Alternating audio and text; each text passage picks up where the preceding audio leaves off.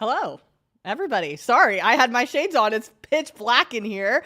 Welcome to the FloTrack podcast powered by wonderful Pistachios. I'm Liv Ekpone, joined with Ashley Tishins and Corey Mall, aka our chat guy. Today we're going to be highlighting the Bryan Clay Penn Relay fields. Corey and I will be on the ground covering the Boston Marathon this weekend. Ashley will be running it.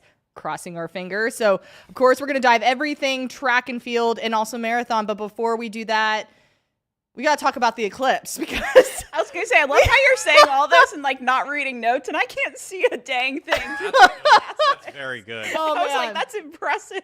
Actually, I can barely see the bottom of my computer because looking straight, I can't see anything. Like all of a sudden it got really quiet and then our producer got in my ear and was like, "You're live." And I was like, "Oh yeah, thanks." Because I can't see. Like I'm looking right now and I'm just like, I'm not sure where I'm looking. I'm like, you're here. You're here. Corey's there. I don't. So yeah, this eclipse. Let's talk about it. Let's talk about it because we just literally came in from outside. Corey, thoughts? You were about to say something. Well, no, I got some neon lights reflecting off of my glasses, so I kind of feel like I'm like Ryan Gosling in Drive, you know? Neon vibes. I've never little seen bit. that, so I don't know what you're talking about. All right, I'm taking my shades off because I'll do the little It was a little crazy. tip of the glasses. Oh, I should do that. Tip of the glasses. Are we gonna leave these on the whole show? It was an interesting show, I think. We all went outside. Yes. You know, Austin is made up of basically split in between our city is like this town lake, obviously, and it's very popular. There's a trail right next to it. If you have ever been to Austin, you've been there. And there were a million people out on There the were a trail lot, yeah. and on the bridges just sort of waiting for it. It was crazy, and all of a sudden, like, we got out there at like 1:10. So the eclipse was supposed to happen around 1:36 approximately. So we're out there at 1:10, getting situated, and there were moments because it's so cloudy in Austin today. It's just very, very overcast. So there were moments where you would hear people start screaming, and you're like, put the glasses on, you're looking up, you're like, oh my gosh, I can see the sun. Like, it was crazy. Yeah. It was a whole thing, but it was so cloudy. Eclipse today. mania. Eclipse mania. But it was like we were Eclipse in the path of totality. It got so dark. It Well, got very dark. We did not have a great viewpoint for it because of the cloud cover. Right. Like Yeah. other parts of Texas were probably a little bit more ideal. I heard out in Right. Fredericksburg, they had a little bit broader viewpoint. Eagle Pass, I texted a coach in Eagle Pass. Yeah. He's like, yeah, a lot of people are here right now. So a couple places in Texas really got like to see it. The full 4 minutes. experience. Yeah. But it got really dark. It got to the point where the street lights were coming on because I feel like it's just It's like the censored sensor. Yeah. with darkness. So all of a sudden you're seeing the street lights come on, and it gave me like Harry Potter vibes. It was I'm not sure about Harry Potter more. Oh, like no, it was- apocalypse, like zombies about to take over. Harry Potter was about to Yeah. fly in on I think a Corey broom. and I are on the It same was, page. yeah. Harry Potter was about to yes. fly in on a broom. It wasn't long enough. It wasn't long enough, no. But it was just like, But that's ooh, also dark. what kind of made it wild. It's like it gets dark and then it got light so quickly afterward. That was wild. Yes. So we're going to keep it on the eclipse chat real quick. So we're going to rank eclipse compared to other eclipse. So let's start with the car. Mitsubishi Eclipse. How does the eclipse that we experienced today rate against the Mitsubishi Eclipse? Have you ever been in a Mitsubishi Eclipse? I don't. Yeah. Yes, 100%. I feel like now I gotta look up. Yeah, I'm looking I it didn't up do now. my research. Hey, I didn't this is like a late 90s model. It's a sports Oh, car. I you see. know? I've seen these before. Yeah, I've seen them.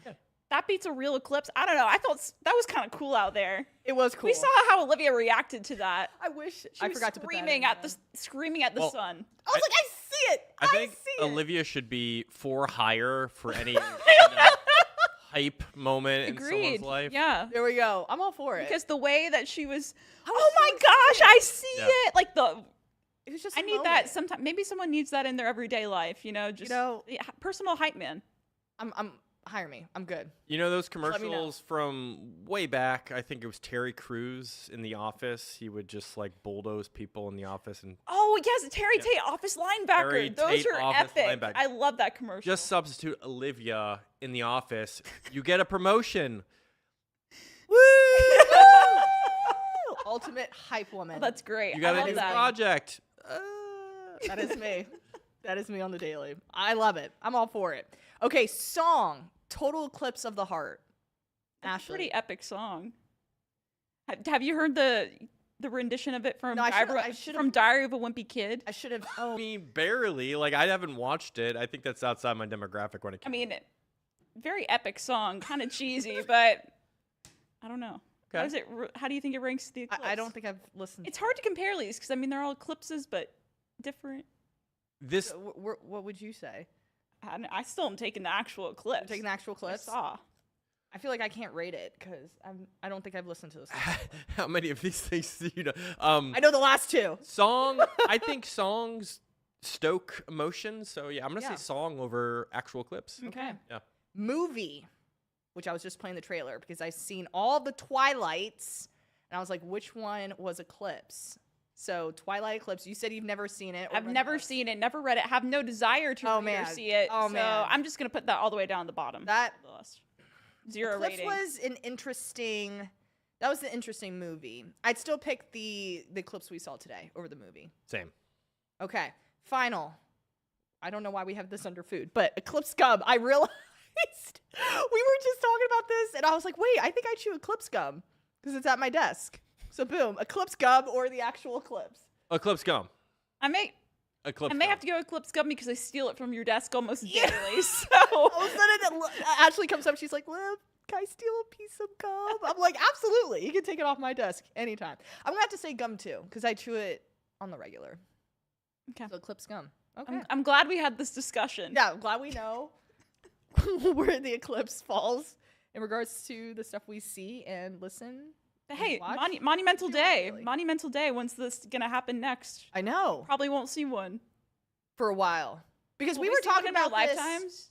Well, the last time we saw an eclipse was it 17? Yeah, So I remember remember that that. one. I remember I that don't. one. years. So is I remember that one. Can we safely say it's almost every 7 Okay, years wait. or so? No, no. A solar eclipse is a lower 2045. Okay, So, so all right. we were part of history. Yeah. Part of history. Wait, you said when's the next In one? 21 years. 21 years? Oh wait. Yes, 21 years. It'll be visible in 48 states. I don't think I would care that much in 21 years to really like plan out my Yeah, I don't think I would plan it. my schedule. But if I'm near it, I'm gonna see it. Because even today, I was like, okay, the eclipse is happening. Cool. But then everybody in the office was getting excited, and I was like, okay, I don't well, know. Maybe I just get excited for things I'll like go for that. the- It's history. I'll go for the venture. That's what I like to call it. Okay, so in 21 years.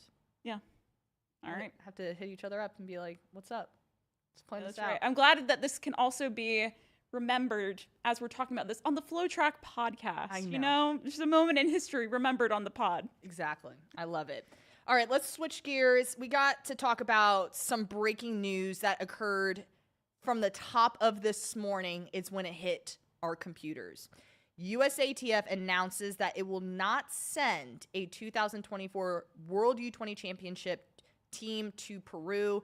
The reasons we're citing that they couldn't take the team over the summer is because of safety, the late event date, and the competitive readiness, according to the USATF release.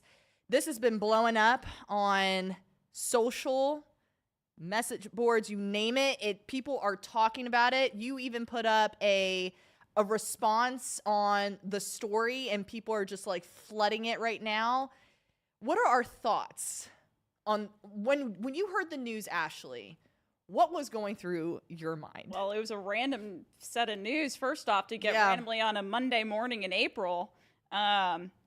It's just a shame, you know, like I think that was my first reaction. It's like, wow, like these kids, they want to go compete. Like this is a chance that they have to make an international team to compete globally. And now they're not going to have that opportunity, which that's tough, you know, for a kid. Like maybe that, you know, this is their last year to have a chance to do something like this, you know, like it sucks that way. I mean, if you look more into it, it's just interesting that the reasons, you know, like if you read the release, they say they include safety because if you look, there's, you know, travel advisories to Peru, I think by the State Department for the U.S. I think they're listed at, there's 4 different levels. There's like level 1 is like fine, safe. 2 is like Caution. travel with caution. Yeah, it's at a 2. If you look at other nations, other countries on this list, I mean, Antarctica was at level 2. I'll just leave it at that. Then, you know, when they're talking about competitive readiness, like this isn't anything new, really, like from what we've seen in the past. Like they always have those U20 trials at the end of June, in that June timeframe, and then compete in August. Like there's not really a big change. I think it's just to me, it's like, I don't know. I hurt for those kids. I do. I think it's heartbreaking, especially because it's so like I consider this very close to trials. Like we're just a few months away, and the fact that USATF like combined it with Nike Outdoor Nationals, it kind of like made me think, this is like an interesting move. And then all of a sudden here, and it's like a huge announcement that we're just not going to send a team. So I really feel for these kids because, like you said, a lot of them are probably preparing for this opportunity and some of them might not be able to hit like the Olympic standard because that's the only other option you have. You either go to I'm just thinking about the high school kids, high school nationals, or that's it. And especially now when you're, out of high school, the only other option you have is the Olympic trials. And some of these athletes might not be able to make an Olympic team, but have an opportunity to make the World U20 team to then it being, just taken away like that. So, Corey, do you have any thoughts on this? Well, what are your feelings? I want to ask you because one of the reasons, as Ashley said, was there was a travel advisory to Peru. Yeah. Now, you have been part of US U20 teams before, correct? Yes, correct. What is the process on traveling and then experiencing a location to then compete at? Like, what kind of, like, areas are you getting into? Like, what areas do you have to be concerned with when you travel? Yeah, great question. So I made 2 USA teams. I made the World Youth team and then the World Junior team, which was considered like the U20 team. So the most recent team I made, we were in Barcelona, Spain, and we were essentially there for a week. We never left the village at all. When I made the World Youth team, we were actually in Singapore for a whole entire month. We literally stayed in the village. We left the village one time, but it was a team bonding activity where we got to explore Singapore a little bit with, obviously, people like the chaperones, and USATF was there with us. So we were never alone. This was not something we planned on our own to like leave the village. Like we always had an adult with us. And even when we were in Spain, again, there for a week, I don't even remember leaving the village at all. So I was pretty much contained in one spot the whole entire time. So when I hear stuff like this, it puts a huge question mark on, the travel advisory thing, because we're literally staying in one spot the whole time. Like we're not able to leave. It's pretty much on lockdown. And if you were to have to move around, like there has to be an official with you from, your respected country. So that's why there's a huge question mark for me revolving all of this. Yeah, I think when you're sending like delegations to foreign countries, there's probably higher, I think, protocols to follow from a U.S. standpoint than maybe other nations. Yeah. I mean, I think back to 2021 when they decided not to bring a U.S. contingent to Nigeria, and they cited basically the same factors. COVID had to deal with it, safety precautions in Nigeria. And, I can understand that. But they've had teams go to Peru before, senior teams go to Peru in recent years. I mean, I don't understand the issue there. If it comes down to money, if you're coming off an Olympic year where you're putting a lot of budget into the U.S. senior team in Paris, like I can understand that. Like, just tell us the truth. Like, I don't. Yes, if that's what it is, just. It doesn't like these factors that they have listed. Competitive readiness. Are we kidding? Like that one got me. That was it for me. That was it for me. The competitive readiness. I think that's the one that everyone's hung up on. If I'm being very honest, it's like, what is that? It's the U.S. and it's no different than any other previous year when you're taking a World U20 team, right? Like it's around the same time frame. Like, so what's the difference that during July you may not be running in a meet or something like that? Like, what does that matter? I just shake my head. That's shaking my head. And we got in the shrug emoji. We got a question on the chat. Will there still be a U20 Championships? Yes. But this is integrated into Nike Outdoor Nationals, which is a high school national championship. The USATF and National Scholastic Foundation have partnered to integrate that meet series into that program, which has never been done before. and also coming on the heels of this. So it just makes you think. It really makes you think, like, I don't know. What are the politics involved a little bit? You know, like that. I don't know. Maybe I don't need to go anywhere besides that. But yeah. Just to be very clear, like the the U20 World Championships are occurring. USATF just decided that they're not taking a team there. So this is still happening. So other countries that decide to go, they will be able to compete in Peru. But USATF made the decision this morning that we're not sending a team at all. And what is the likelihood, if at all, that they change their decision? I don't. Do you think that has ever been done before? Do you think it will happen? I want it to change. I wish it could change, but like, do you think they're going to listen? I don't know. That's the question. Because this happened before. Like, just a couple years ago, they didn't take. I guess, but that's different because of the COVID stuff. Right, like, that was let the it pass actual a little bit. safety concerns. Yeah. Like, who is happy about this decision? No one. No one is going to be like, well, I can understand it. I think the only people that leave thinking they're making a decision on behalf of others is USATF. And then the delegation of U.S. athletes, coaches, like, they're going to be questioning, well, why? And then it's just interesting, too, to think about, this is just another added piece that I'll throw in there. It's like, what is it saying from, USATF? What are they saying to World Athletics, considering in 2026, the World U20 Championships are going to be in Eugene? So if you're not investing in sending, kids to this now in 2024, what's to say, like, you're going to care about the World U20 Championships in 2026? I think that's also a valid question. Like, what does that say about your investment in, U20 athletics and stuff, and in Team USA there, and just World U20 athletics as a whole? That's very true. That's a great question. I don't know. It does not look good. No. And you take the U.S. team outside the equation. This is a lesser meet. Yeah. Mm-hmm. Like, the U.S. has dominated some of these formats for the last 20 plus years. So if you take U.S. team away, it's a different meet entirely. Yeah, for sure. My brain is just thinking, because, like, we talked about, like, the COVID year, so we were coming off that. Cool. Then we get here, same thing. So what's going to happen for the next U20 championships? Are we, besides us hosting it, like, outside of us having it, what does that look like? Are we ever going to have a U20? It's like the person who only likes to have house parties, but they don't like to go anywhere else. That's a good bet. That's a good comparison. There we go.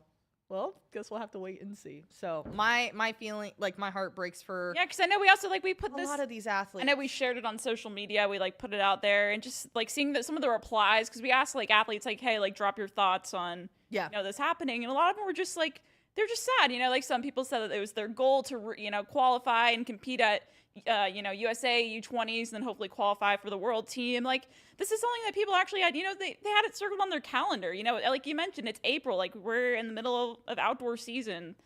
That was part of some people's championship postseason plans, and so I think it's a shame. Yeah, it's just too close for me. It's the timing of it is not right. Yeah, if you would have done this starting of the school year, I would have been hurt. But then I don't know if some of the reasonings behind it for me, I would have been like, oh, okay, maybe. But the fact that you're doing this in April, when we're just a few months away from trials, it's just the timing is really, really. And what's the incentive of going to trials too at the same time?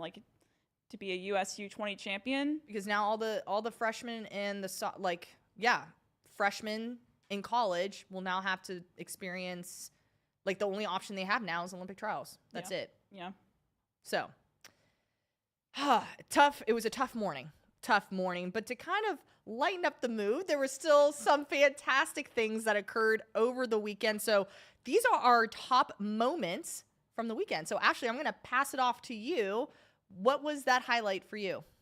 Well, I don't know if you guys saw this, but we had a collegiate record go down over the weekend, and that came from Oregon's Jada Ross. New collegiate record in the women's shot put, 1971 meters, which is it's 64 feet 8 inches in the shot put. Incredible. She did this at the Triton Invitational in California. And I think this is one where it just kind of happened, and it popped up in some of my news feeds, and I was like, oh, I didn't expect that to happen. And it's a huge mark. And so to me, that kudos to her. I believe I think it's the 5th toss right now in the world this year on world rankings, which is, pretty incredible. So I think she's definitely put herself on that list as someone we got to watch for this outdoor season, especially as we get closer to to June when you have NCAAs and, Olympic trials as well. Awesome. I love that. I love seeing collegiate records fall, and the fact that it is April. Still got a couple more months left of competition. Yeah. So more time to improve on that mark. For me, I was really excited to see Clement Ducos of Tennessee.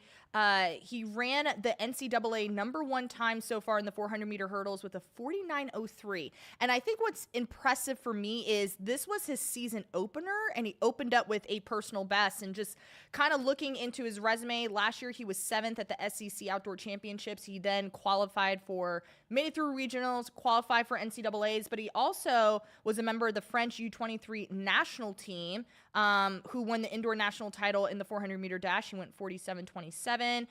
He also made other U23 championships in the 400-meter hurdles back in 2022. So he has experience competing at that international level and doing great things in Tennessee this year. So looking pretty solid to kick off the outdoor season. I know I was talking about this, I think, a couple shows ago, where we're kind of in that weird area of outdoor where it's just like everybody's running relays, and now we're about to start seeing some of those individual events kick off, because most of them are preparing for now the Olympics. So we're starting to see some of the fine tuning stuff there. So Corey, how about for you? Anything that stood out?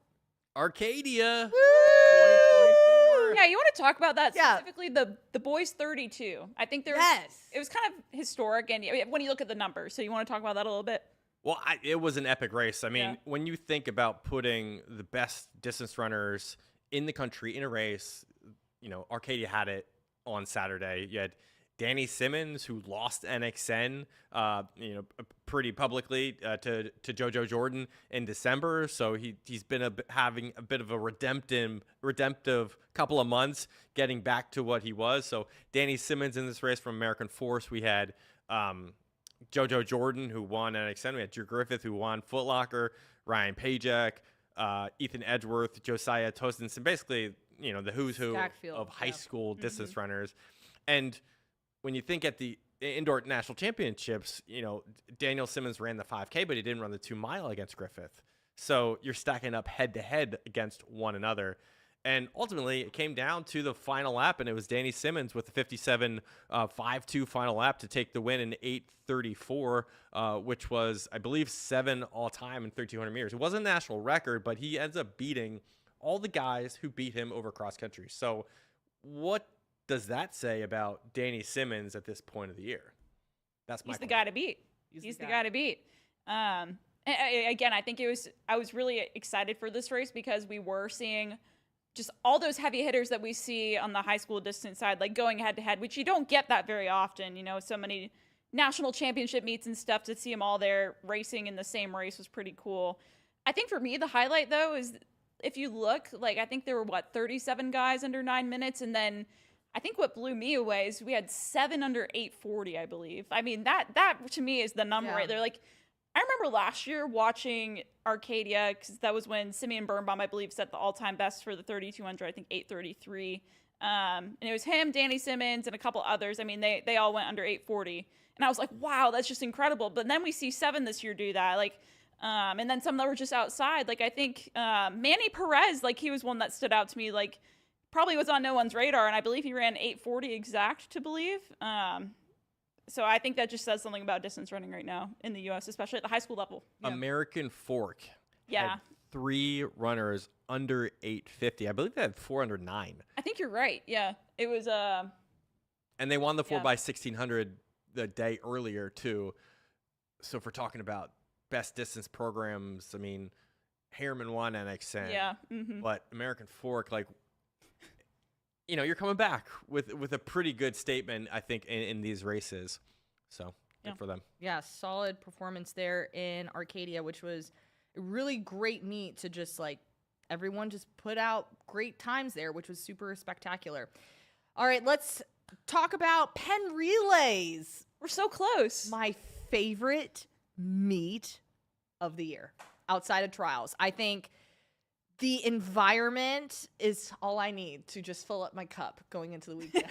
I love Penn Relays. So we're going to break down some of the Olympic development Penn Relay fields, which have been officially announced. We have the men's 800 and the women's 1500 meters as well. So let's talk about the women's 15 first. I know you and I are both excited to see Josette Andrews, who is the defending champion in this event, come back to Penn. Put something really exciting. Yeah, I remember watching her. We were at Penn last year, obviously, and I remember watching Josette run that race last year and win. And she had just a really phenomenal race. Like, she looked really, I thought, really strong throughout, and I thought it was a great showing. And again, doing it at Franklin Field and in front of that crowd is always really fun. And she did that despite some of the, the cold, the wind, the rain. It wasn't great conditions, but excited she's coming back here to do that again. I'm also really excited for Nia Akins, who we know more of an 800 meter special.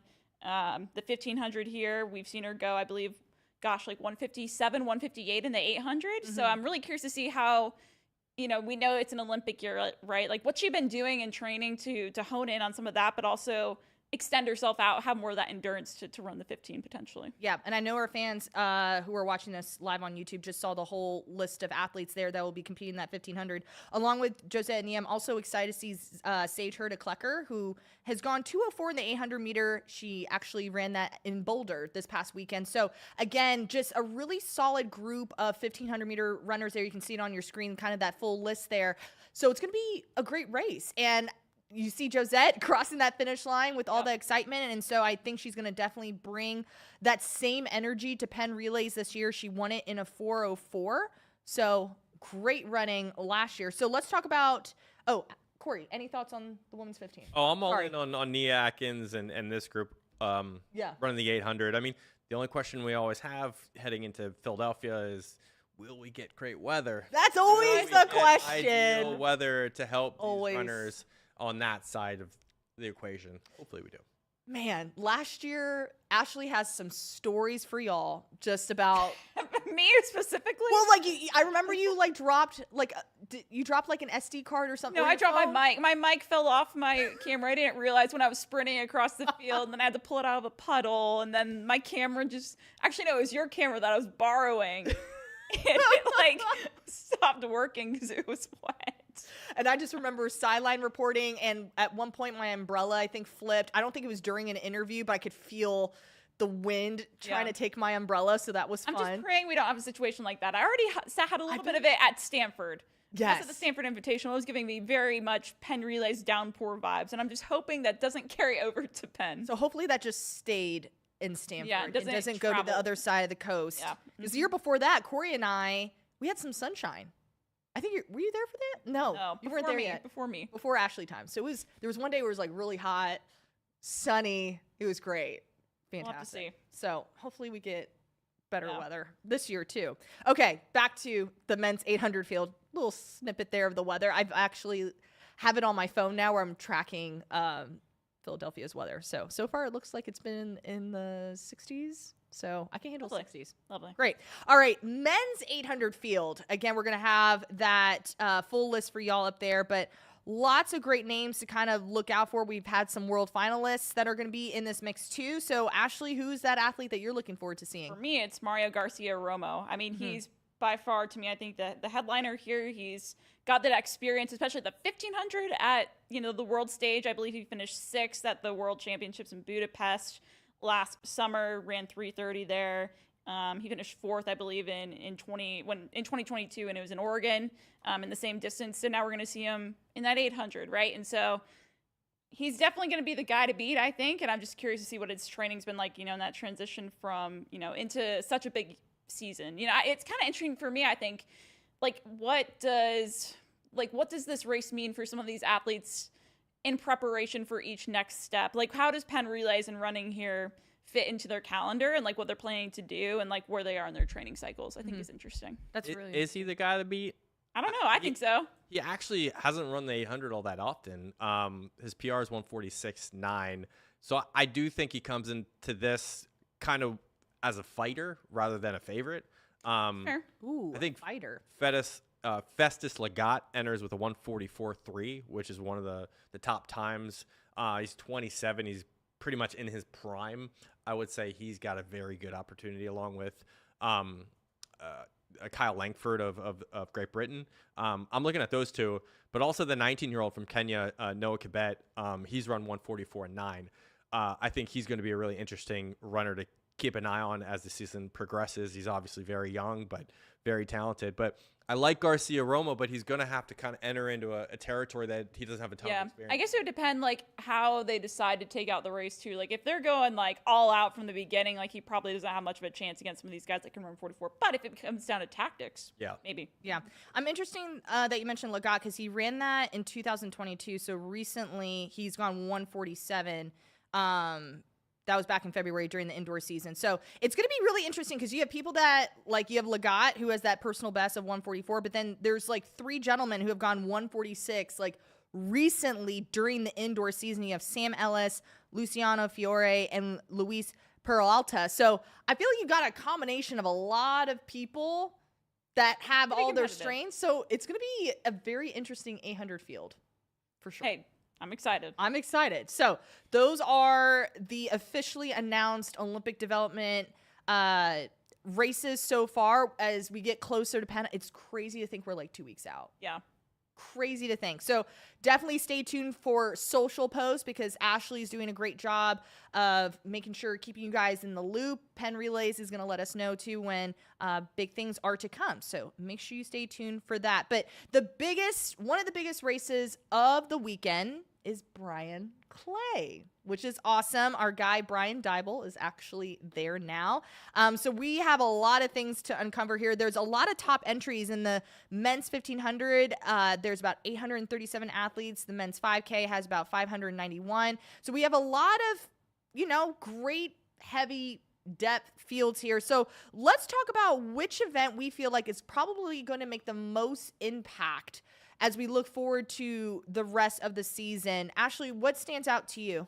Well, first off, Bryan Clay Invitational, huge meet, out in California. We have it live on FloTrack. It's a 3-day event. As you already kind of alluded to, 837 athletes entered in a 1500. Like, come on. Like, that's awesome. Insane. Like, awesome. How many heats is that going to be? How many hours does that? How many hours? All I'm saying that's is that I'm question. praying How many for hours? You, Brian, I'm praying for you. Those are some long days. But yeah, so I think, Bryan Clay, especially on that distance side, like there's, that's where you're going to see the big names really come out and try to compete against each other, right? And so if you're looking to me, it would be impossible. I could say every distance event is one to watch, but if I had to pick one that would have the most impact on the rest of the season, I think it's the men's 1500, right? If you're looking specifically at some of the collegiate athletes that caught my eye, they're going to be, I would assume, in like these top heats. Colin Solomon, Gary Martin, Luke Hauser, Liam Murphy, Haptem Samuel, Nathan Green. Like, these are all guys that, like, can kind of, I don't want to say show your cards yet, but, like, you can kind of, like, you can go out there and run a fast time and show everyone on, like, hey, this is where my fitness is at right now, and it's only April, And not only that, but some of these guys can get top marks that'll get them into regionals. And, again, I mentioned there are so many people entered, but this is the time where you get into a competitive field and you get that regional qualifying mark. And that's not to mention, too, like we have pros in this race as well. I believe we have Craig Engels in this race. I think I saw Matthew Centrowitz on the list, too. So there's things at play there as well. Yeah, I think you and I are on the same wavelength there because you talked about the men's 1500. For me, it's the women's 1500 because I looked at like the top entries for this, and you pretty much have everybody in here that was in the final for the mile during the indoor season, including Billa Chipruo from OK State. She was the runner-up. Melissa Riggins was 4th. Margot Appleton was 5th. Selly McCabe, Claudia Kazaraska, like the list just goes on, like even all the way up to the 9th place finisher. So for me, the 1500 is kind of an opportunity, like you said, for the men's side, kind of showing your cards. It's kind of hard to think, like you have some of the NCAA finalists competing at Bryan Clay, kind of, testing the waters a little bit. I think it's some bragging rights at the end of the day, being like, hey. Yeah, and I mean, we saw some of this at Stanford, it was kind of, again, like this is a big, I would argue, a big distance showcase. This is where you want to get you want to be able to compete to get those top marks. And so it's kind of the same situation. Like, if you're in that position, like you want to be able to travel and compete against the best. Like that's how you're going to get those times that you need. And there are those places, really, it's rankings too, that get you into regionals. Mm-hmm. Corey, any thoughts from you? You go where the entries are. Yeah. Yep. This has become a place of choice for distance runners. Colin Salmon at Azusa, he broke the high school national record at 3,200 meters 2 years ago. So he's very familiar with Azusa, being from Newbury Park. I do like him in this race. Nathan Green, as you mentioned, too. A lot of the college guys, I'm just waiting for them to sort of battle it out, a heavyweight, boxing match, and see what they can do. Mm-hmm. It's gonna be exciting there in Bryan Clay. All right, now that we talked about like the events that could potentially shake things up later down the road, who are our top athletes to watch out for? Ashley. I gotta go with my guy Habtem Samuel. I knew it. It's funny because you gotta get you a shirt. I feel like I've been a fan of him since like cross country. Yes, because we picked. Remember, we had to pick who we thought was gonna win, and I was the only one who picked Habtem Samuel. It came down to the finish. It did come down to the finish. Anyways, I think this guy is still, dare I say, underrated, because, or maybe not underrated, but like overlooked maybe, because I think back to like when I was at the 10. Obviously, Nico Young set the collegiate all-time best of the 10K there, insane mark. But only a couple places back and like 2 seconds back from him was Habtem Samuel. And if not for Nico, he would have set the collegiate record there for the 10K.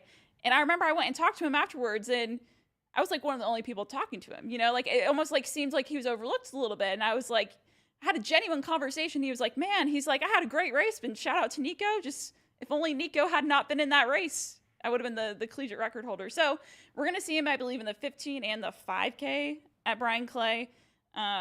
Obviously, we know he has speed.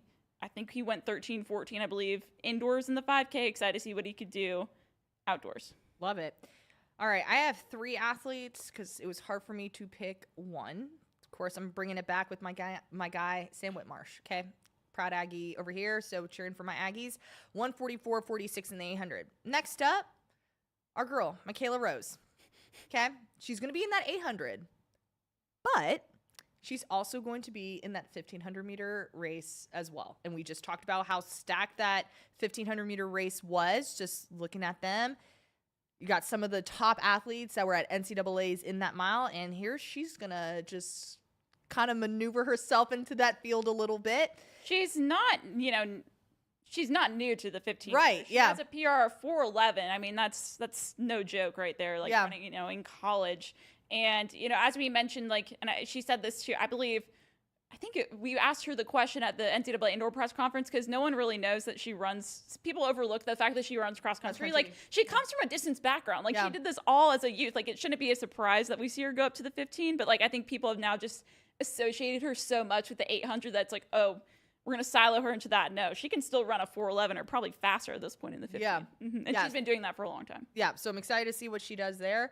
And then just, of course, it wouldn't be a show if we didn't talk about Parker Valby. Okay. So Parker Valby, she showed that she could do the 3K, 5K double indoors this weekend, 5K, 10K, potentially. It's a lot of running over the course of a couple days. So Parker Valby is entered in both those distance races. I mean, hey, it's good practice for NCAAs if that's what she decides she wants to go and do. It's a chance to go try it out, see how you do, see what you can run. You're competing against, basically, it's kind of a preview of NCAAs, one could say. When you're looking at some of them, I mean, Hilda Olamomoy will be in competing against her as well. I would argue she's been her top competitor to Valby for, this past year. So yeah, excited to see what she can do. Yeah. Corey. Do you think her training has changed at all? No. Do you think she's doing? I really don't. Actually, think so. Maybe. Hey, mic drop. I like mic drop. I like the 10K there with Parker Valby, but on the guy side, actually, Alex Phillips, University of North Carolina, former D3 guy, champion at I think Carroll. Yes. A really great find by Coach Miltenberg to get into UNC this year, and has been great. Curious to see what he'll do in the 10K overall. And we don't have a spot for this on the show today, but we're getting a shout out from our guy All in the Game, Quincy Wilson, 150 this weekend. We didn't really talk about it. I don't know if we had a spot for it. I just wanted to mention it. Quincy Wilson, 150. Hey, why don't we can take that as a segue, maybe a little off tangent here. Yes. We just finished up our discussion on Bryan Clay, what we had. So Quincy talk, anyone? Yes, let's talk Quincy. Just insert Quincy Wilson into the conversation. 150 is incredible. Yes, he runs this at the Beach Run Invitational Yes. in Myrtle Beach, competing against his own teammate Colin Abrams, who went 149 indoors at New Balance, and he beats him. I don't know if you guys have seen any of the footage I from saw like the last 150. I I think is it what I was the saw. last 300 I saw. I mean, Colin was out there, like he was ahead of Quincy, and Quincy was the one who outkicked him there at the end and used some of that 400 speed to get the win. I know we've had this conversation before on the On the Line podcast, where I think we were talking about like what did we think Quincy could run in an 800? What did I say? I think I said 152. Do you remember? I think we settled closer to like 155, but That's what my originally brain you is. had something outrageous out there. Wait, who? You did. You Yeah, did. I You had think something I outrageous. did. I think you had something outrageous out there. But when he did run the 4x8 indoors, he ran like 157 or 158, something like that, and he anchored the team, I think. It wasn't a great 800. So Yeah. to see this I'm kind of weekend shocked. a huge, I think, disparity from his first race to now. It makes me think too, because I think I also said in that conversation, if I'm thinking back on it, like this was before we saw what he did in the 400 indoors. Correct. We must Before preface- this was like Before we saw what we did, he did to open outdoors. Like this was, I think, early indoor. I think I also said at that point, I was like, I think he has the makings to be an 800 specialist when he gets to college. I mean, now maybe now that he's running 45, whatever, maybe that changes. But like, I think this year shows like if you trained him for an 800, he has that sort of build for it, Like I think that's something that like if he decided he wanted to go that route, he could be really good. I don't think it's just Crazy. that. I think he has the mentality It's the for it. Yeah, Art, that's it too. Fight for yeah. it. Yes. You can't teach fight. No. You can't teach like burning through that like red line. Yeah. Some people have it. Nico Young obviously has Yeah. it. But Quincy in 800, tell me if you didn't put that time and effort into him that he couldn't go after the national record. Just think about it. He's doing this off of 400 training. And I like scary. him in the 4. I do Yeah, like him in the yeah. 4. I think like the potential is there in the 4, but like it definitely opens your eyes. If you're a college coach and you're like, "Oh, well, running an 800 for the first time and you ran 150?" Like I could see him making that transition. I could if like I that's could like too. like I really could. But again, I'm kind of torn because obviously we're fans of him in the 400. We've seen what he's done there, and rightfully so. He's made his mark in that 400. But like, I don't know. He could be. It's almost like it's. I don't want to say it's like a thing, Mo, because a thing did that. I mean, she was an 800 specialist when she was in high school, but she also ran the No. 400 a lot. She ran up to 1500. She ran the 1500? 3K. She ran Yeah, I the guess that's 4. She true. ran the 2. She ran everything. Yeah. She really ran did. a 2? Oh yeah. A thing, Mo? Yes. Yeah. She ran like I think she broke 24. A thing, Mo? You're probably Yeah. that actually rings a bell now. I guess that was before. Are you fact checking me? Yeah. Well, either way, I'm like, is there even a compare? Like, who's the You're comparison? right. Wow, 23:63 at the AU Junior Olympics back in 2018. Yeah. Wild. I mean, he's that type. Yeah. Yes. Yeah. You tell him to do something. He'll do it. I'm sorry. Yes, Didn't mean to cut Coach. you So off, my what brain. about Quincy in at 15?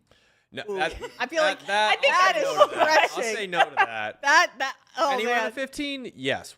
Would it Do be you want to fast? put him at 15? I don't know. No. Probably not. I don't know if I.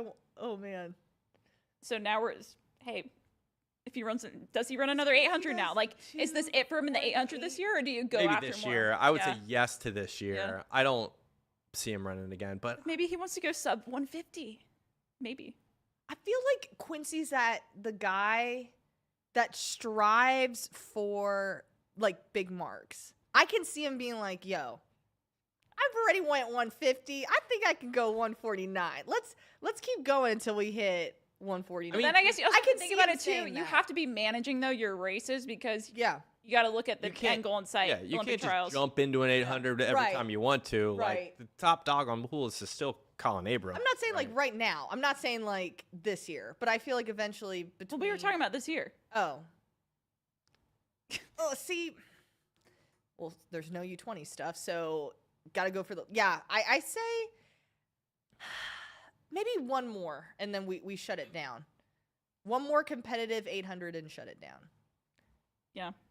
Well, nonetheless, Because Penn, All eyes. Bullis is Bullis putting I wonder if they would put a 4x8 together for Penn. And that would Probably be like not. a I don't think. split. they usually go heavy. Yeah, I mean they're But it would be plan is 4x4. you gotta beat the teams in the 4x4. That's the thing. I mean, the right. plan. We're going all in to beat. Yeah, you don't hedge Jamaica it. here, You don't yeah. hedge it. Go, Okay. just in case you're not. Yeah. Okay, I agree. All right, 4x4. Look out for Quincy and potential more 800s to come. All right, let's preview the Boston Marathon because this is going to be exciting with the men's field and the women's field. Again, Corey and I will be on the ground. Ashley will be in the race. So if you see Ashley running, just cheer for her on. Oh gosh, I don't know about that. Cheer for Ashley on. I know we were talking about your hip. You ran 5 miles this morning. What are you most looking forward? Yeah, what are you looking forward to? I think I'm looking forward to just the environment. You know, like there's so many people that I've talked to, like family, friends, and that have ran the marathon before, and they always say that like it's just there's nothing else that compares to it. Because I've only done one marathon. I did the Houston Marathon, which I don't know, it was kind of gross. Like I mean, it's Houston. That's why it was so humid for It was you. humid. It was kind of warm, and there's just not that same crowd energy. Like there are plenty of spots where you're just running alone, just like in the streets of Houston, which I don't know. There wasn't a whole lot to look at, I feel like, in Houston. So I feel like having that experience, and then now, hopefully I'm not hyping it up too much in my mind, but everyone's like, oh, it's just like, everyone's just into it. Like there's so much energy, like everyone's excited. Like I think that's what I'm looking forward to the most. Yeah. All right, let's talk about this men's field first. Fortunately, we got some sad news that our guy, King Chez, has been withdrawn. Like he withdrew himself from the race. So this kind of opens it up. Well, it just, I feel like makes the race a little bit more interesting. I was really looking forward to seeing what King Chez could do. We saw him compete at New York City. So I was like, okay, King Chez is starting to, ramp up the mileage a little bit more. But Ashley, is there an athlete that you're looking forward to in this men's field? Well, I think the biggest storyline here has to be Evans Chibet. I mean, he's won this 2-time champion. He's trying to attempt a third victory.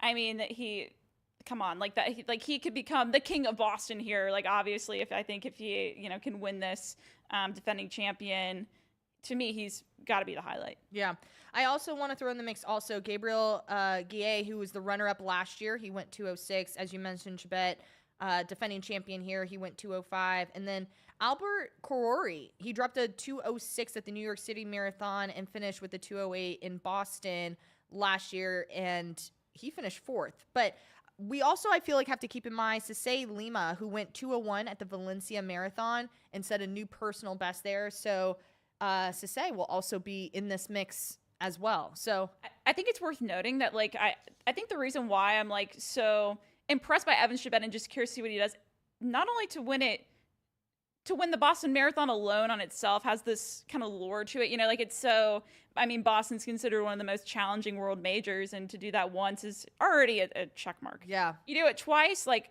goodness gracious, to win back to back to back to back, like that would be incredible. So I think I think everyone's really curious to just see if like that feat can be accomplished. yeah, I agree.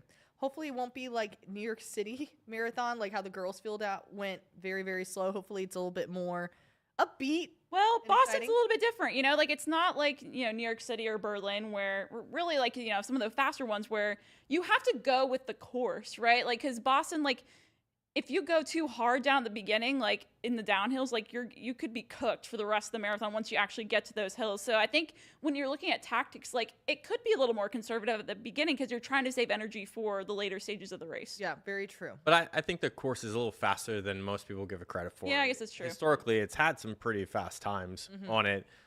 Weather, 58 degrees is a high on Monday. Slight wind, little chance for precipitation. So I think we could get a really good It could be day. fast, and yeah. it's- And sometimes it's dependent on that, like, and how the race actually plays out is dependent on what kind of day you get. Yeah. But for you in particular, you might get a good day. Do you know what your fit is? What do you? Oh God, what I do you don't go know. with? See, originally I like wanted to go close to the 310 range, but then I hurt my hip, so I don't know Oh. what we're gonna do. I was asking for like your fit. Like, what are you wearing? Like, Oh, my fit. I thought you meant like my fitness, like I thought you range. meant her fitness too. I was so I was confused. is like, it the arm sleeve? Like, what? Oh, Yeah, no. You know? how are you Just showing like out, Ashley? shorts and a tank top, I guess. Oh, Ashley. so you're going What we basic. need. We need a singlet. A mile split. A mile singlet split or a FloTrack singlet. FloTrack Maybe singlet? co-branded. Co-branded? You know? I would wear that. Yeah. Too bad we don't. We need some. Which shoes are you wearing? Because that's the next question. Oh, that's a good point. I guess didn't we get some? What is it? The Nike Vaporflies. Yeah. I may wear those. Those Okay. are comfortable. I'm a big Nike. I like the Nike Pegasus. You know, like trainers. Yes. So maybe that's what I'll go with. I think that's what I'm gonna go with. Okay. Yeah. Ashley running the style. I don't Hey, know if it'll be style, what's but your color?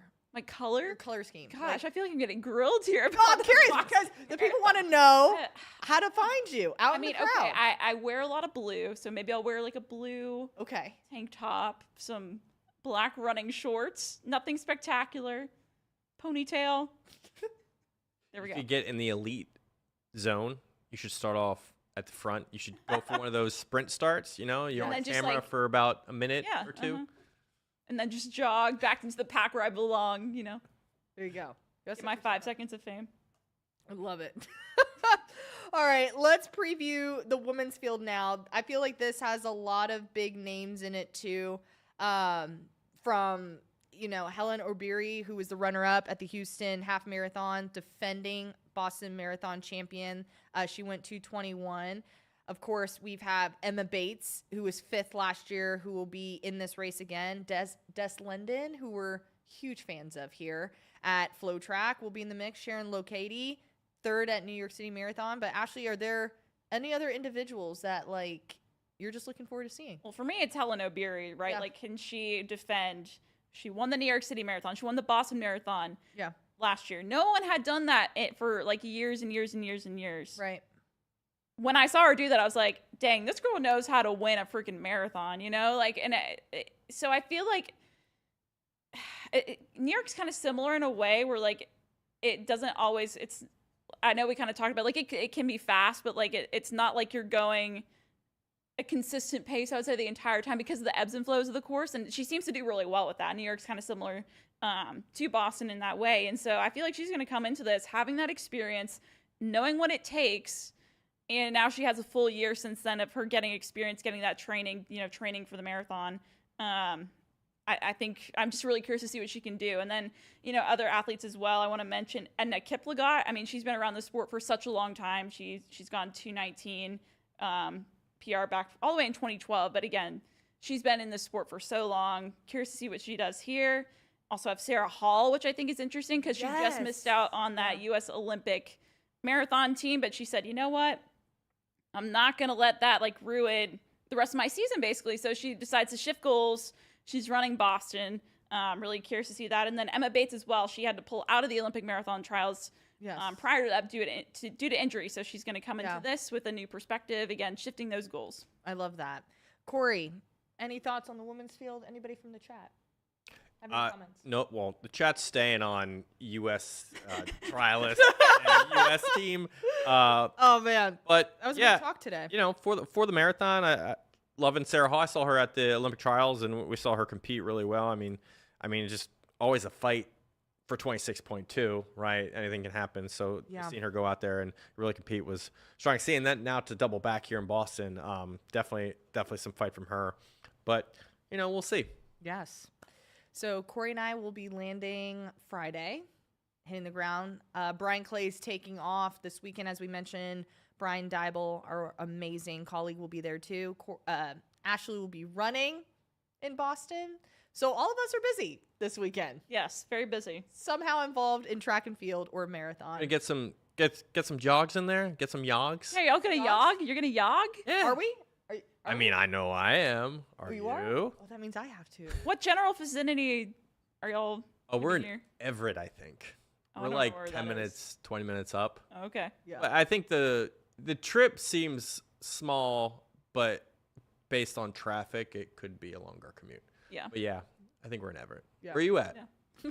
Oh, we're all the way out, closer to. I think it starts in Hopkinton, the race, so Okay. we're closer there. A, cheaper. B, just it's easier and it's actually closer to at least you can. And I know, get me there. on Marathon Day there is a Red Sox game, I believe. Really? Oh, is it really? Oh, I didn't know that. I believe so. Yeah. Ooh. So. Is FloTrack going to the Red Sox game? Well, no, because the Boston Marathon. Oh, that's going right. on. Oh, that's Hey, do you right. wanna I thought it skip was it? like after. I thought it was like after. No, I don't know where my brain was at. I was thinking maybe it was later.